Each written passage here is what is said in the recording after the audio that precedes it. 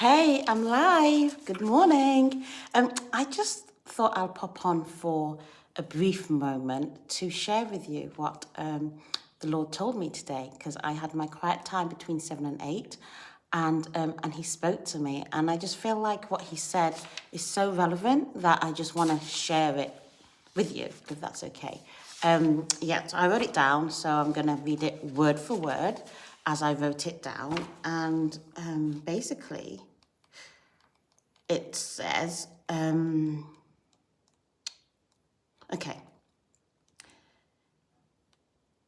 In season, everything is established. Even when pruning, life still happens. Doesn't matter what you plant, it only matters what you do. For without planting, a garden will not grow, and without pruning, a garden will not be maintained. And without water, the garden will not survive. These principles apply to all your life. And then he went on and said, I wrote down 3 other things. It says planting is a seed,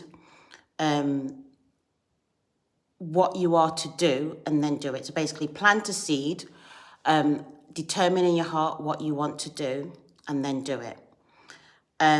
Watering, do the actions to grow the seed, take action. So when you're watering, you're literally taking action. You are doing the actions that you need in order to grow the seed.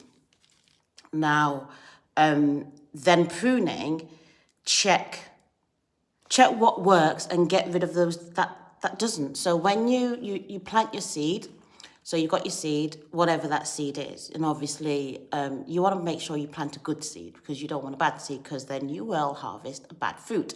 So you plant a good seed, and then you water the seed as much as well as you know. You decide in your heart, this is the action I'm going to take, and you start taking the actions, and you start doing that day by day, watering in the same way. And then you realize, okay, maybe this is not working. I need to do something else. Or I need to adjust it a little bit. Maybe I put too much water in, or too little water in, or maybe I need to put some fertilizer in the water. Whatever it is, that is your pruning. And basically, what God says, the effort that you put in is going to determine on what you've planted. So sometimes we want to plant something big, something that's going to grow really, really big into a gigantic ministry or gigantic tree or whatever. But you've got to then realize that the amount of effort that you're going to put in order to reach that is going to be way more than if you're just planting a little daisy. And what God showed me was this picture of this garden, and there were all these different plants. There were like daisies in there, and there's this big, massive, humongous tree, like an oak tree. There were like these running plants from the ground that were just like growing and sprouting up, and they were all developing. And the development was different, the rate of development was different, and the size that they were also different as well.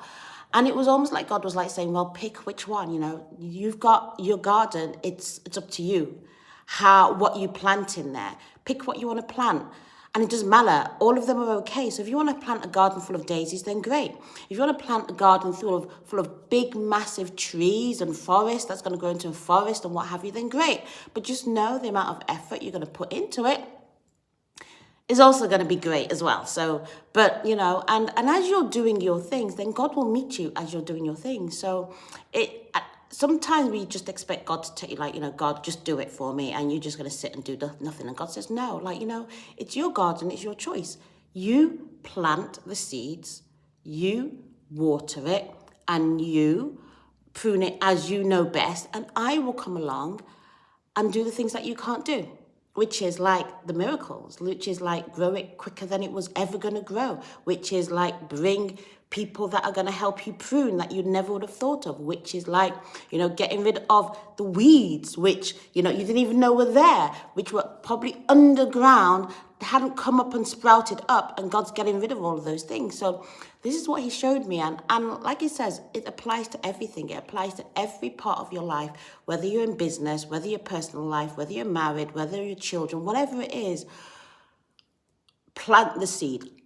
If you don't plant the seed, there is no fruit. You know, and if you don't plant the seed, there is no lesson. If you don't plant the seed, you won't know what's going to work. If you don't water it, you're not going to know if it's actually going to germinate into something that you want it to germinate. And if you don't prune, you may actually kill it.